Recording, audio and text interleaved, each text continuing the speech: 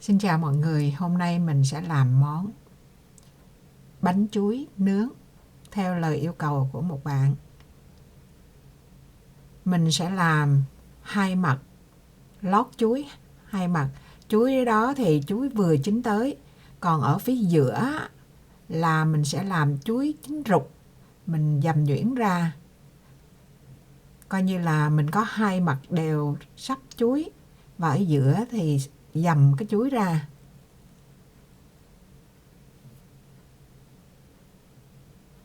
Đây là cái mặt mình mà upside down, coi như mình lật ngược lại á, nó nằm ở phía dưới. Mình giới thiệu sơ qua để bạn hình dung được.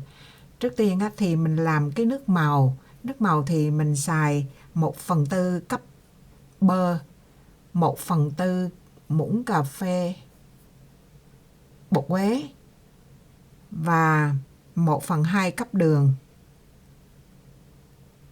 Nói về trọng lượng á, thì bơ á, là 56 gram, đường vàng 60 gram, còn bột quế á, thì 1 gram. Cái này á, thì mình bỏ sẵn vô mình bỏ lỡ vô cái khung nhôm, chứ khung nhôm là khi có axit không nên dùng ở trong khung nhôm, cho nên mình sẽ thay qua cái khung khác. Cái khung của mình xài là 9 inch, chiều sâu của nó là 1,5 inch. Mình sẽ thắng cho keo cái đường lại, thắng cái đường để mà lát mình lót chuối lên phía trên á, đường cái rồi khi mình nướng á, cái lớp đó làm cái lớp mặt màu nâu rất là đẹp. Mình thắng keo vừa, đừng có cho cháy khi mình nướng lên nữa là nó đắng cái bánh mình á. Rồi đây là 4 trái chuối để mình lót, 2 trái mặt dưới, 2 trái ở mặt trên. Còn ở phía giữa thì mình sẽ xài chuối chín rục luôn.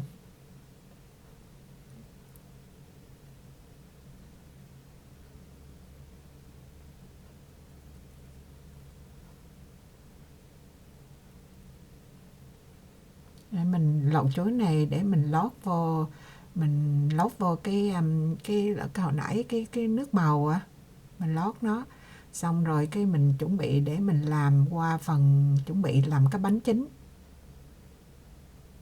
Đó là đây là chuối, mình chỉ xài 2 trái, nhưng mà tại vì có nhiều cái chỗ mình cũng chín rục á, nó bị đen, thành ra mình để phòng 3 trái để mà thay thế những cái chỗ mà bị đen á. Với lại cũng tùy theo để lát mình cái khung á, tại vì mình đổi cái khung qua cái khung hơi nhỏ hơn, mình để vòng cái trái kia vậy thôi. Còn mình xài cái đồ mà bạn xài cái gì cũng được, còn mình xài cái đồ dầm khoai á, mình dầm nó cho nó nhuyễn sơ ra.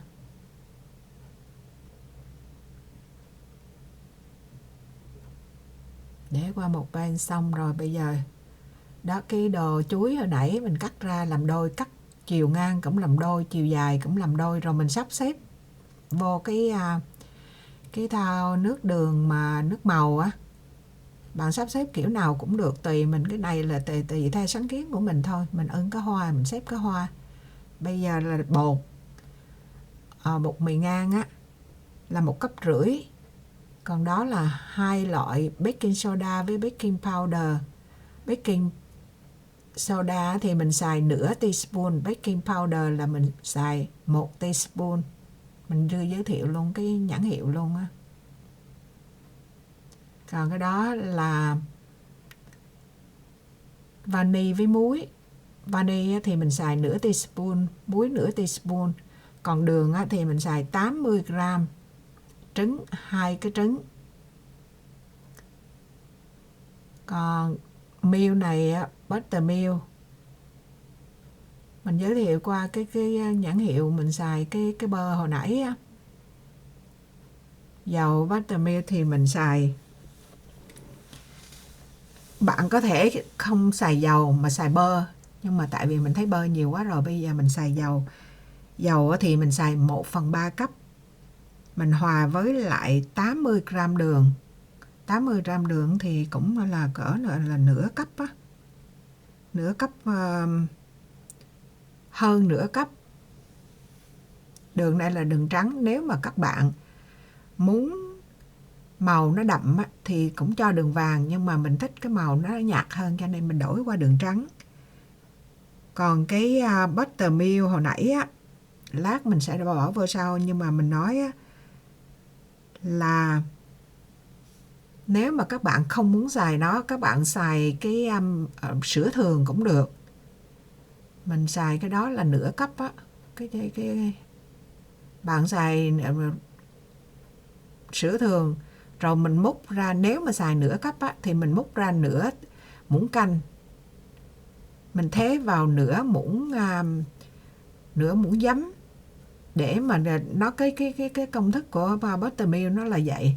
Còn thôi là mình ra mua luôn cái hộp buttermilk như mình vậy.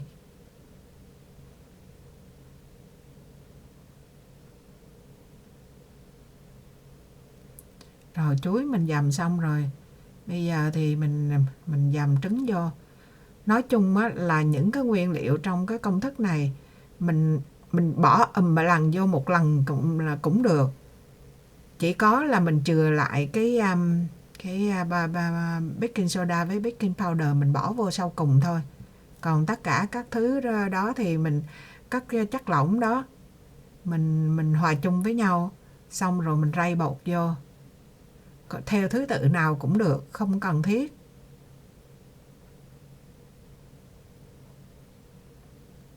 Còn mình sẵn, tại vì cái nào làm trước thì nó thuận tiện thì mình làm thôi. Các bạn có thể theo cái trình tự của mình, nhưng mà các bạn cũng có thể không bắt buộc, bởi vì cái này không có phải là chất này tác dụng với chất kia mà mình sợ.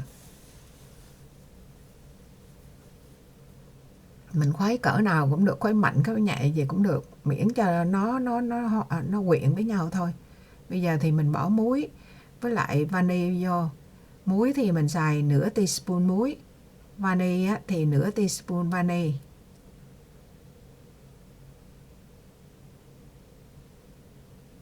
Nói chung là mình đã hạn chế hết sức cái đường mình xài, chỉ cần đủ cho cái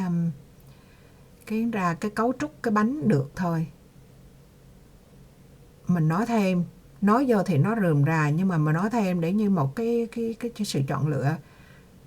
Các bạn có thể làm một cái trứng, mình tăng thêm bơ lên, tại cái trứng nó cỡ là 60 ml á, thì mình tăng lên 60 ml bơ hay là 60 ml dầu tùy mình. Nói chung là chất lỏng á. Hay là 60 ml sữa. Sữa này là sữa buttermilk nha, chứ không phải là sữa thường. Tại vì sữa thường thì nó ít, nó không có cái axit. Tại mình xài cái baking soda đó, mình cần cái buttermilk này. Mình hạn chế, mình xài chỉ có 1 teaspoon baking powder với lại nửa teaspoon baking soda. Bột thì tại bột này cũng hơi xấu, thành ra mình phải rây nó.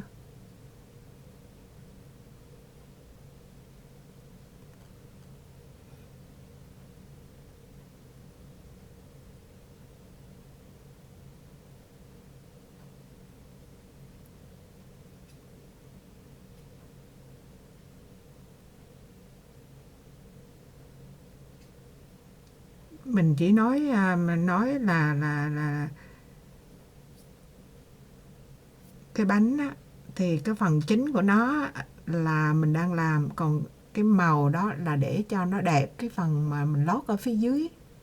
Thành ra mình làm theo cái trình tự nào cũng được. Mình muốn làm pha bột trước hoặc là làm cái caramel sau, tùy, không có nhất thiết là phải theo chính xác.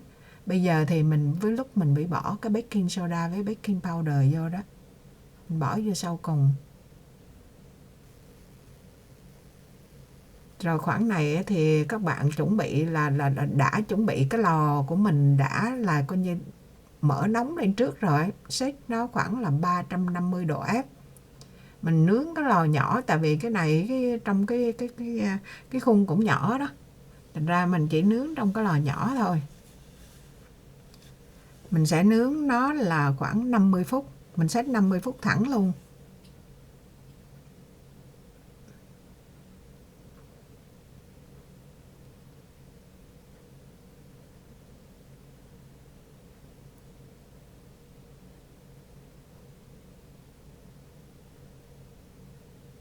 Bây giờ thì mình chuyển nó qua cái khuôn mình đã lót có caramel rồi có chuối mình lót ở dưới rồi. Thì bây giờ mình đổ cái này vô ở phía trên.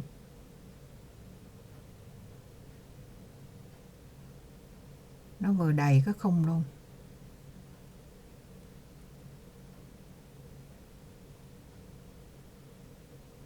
Cái bánh này mình nó ăn nó rất là ngọt nha. Nhưng mà đường của mình là coi như là đã xài không tối thiểu rồi.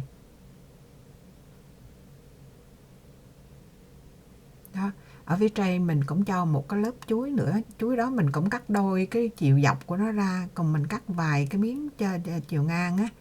Mình trang trí theo cái mình muốn, nếu các bạn muốn hình ngôi sao, hình gì á, tùy. Mình ở dưới thì mình làm kiểu bông, ở phía trên thì mình làm vòng tròn để cho dễ phân biệt vậy. Bây giờ thì cái lò mình đã preheat trước rồi. Thì bây giờ mình đem vô mình nướng, mình set lại nó là 50 phút. Mình để 350 đó. Nó đầy cao lên bạn thấy không? Nhưng mà nó không bị nứt.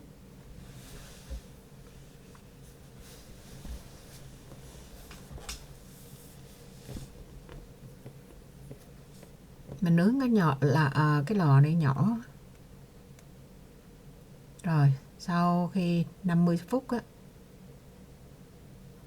Đúng ra là mình cũng còn là 5 phút mình lấy ra, chắc cái mình phải ghi lại là nướng cỡ 40 tới 45 phút thôi.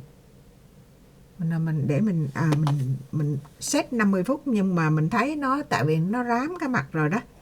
Thì mình sẽ ghi là 40 hay 45 phút.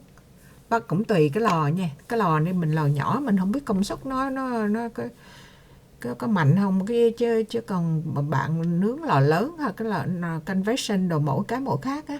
Thành ra cái của lò nhỏ của mình thì 40 tới 45 phút á. Thì nó vàng đó mình không muốn nó cháy nó đắng á. Tại vì có cái đường ở dưới cái đường caramel rồi. Bây giờ mình mình trùm miếng giấy mình ụp ra nó lại. Mình vừa lấy ra khỏi lò á, là mình ụp liền, bởi vì mình sợ cái đường mình thắng ở dưới nó kẹo lại nó cứng á, là gỡ không ra là sức hết trơn mấy cái bông của mình á.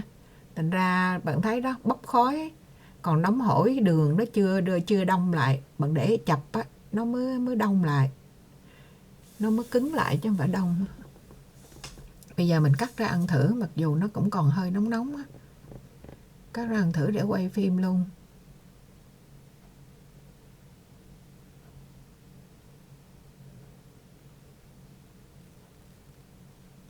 Nếu mà bạn muốn ở phía trong mà nó ướt hơn á thì mình với lại nó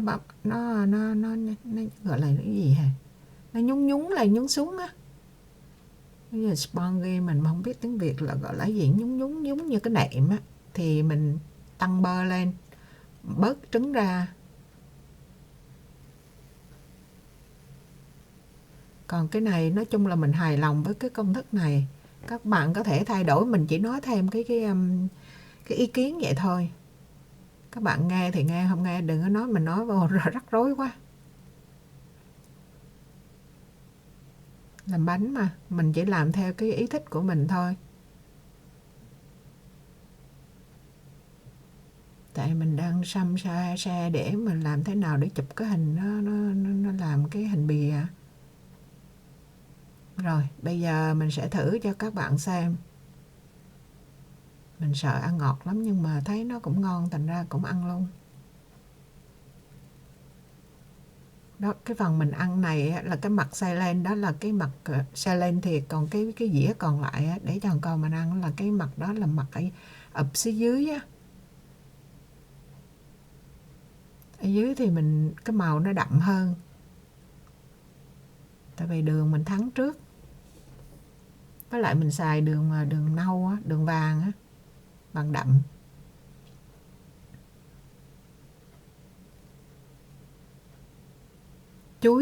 Chuối của Mỹ này á, vừa rẻ mà cái mùi vị nó ngon lắm.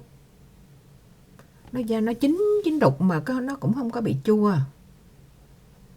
Nó chua vừa thôi. Không có lên cái mùi mang mà men rượu á. bao giờ mà không bị chín quá mà nó ra đen gần đen thì mới bị mùi rượu. Thôi, video của mình chia sẻ tới đây là hết.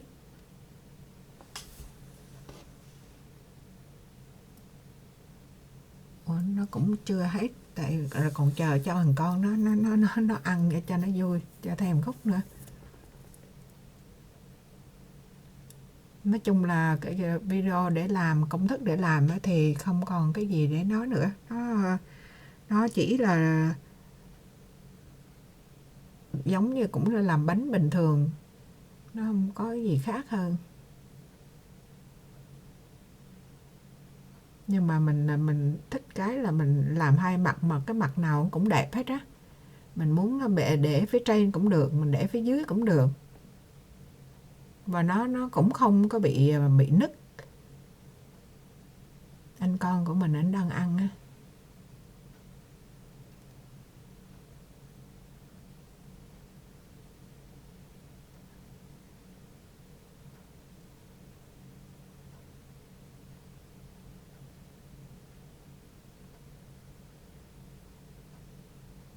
Rồi, thôi, chào tạm biệt các bạn. Bye bye.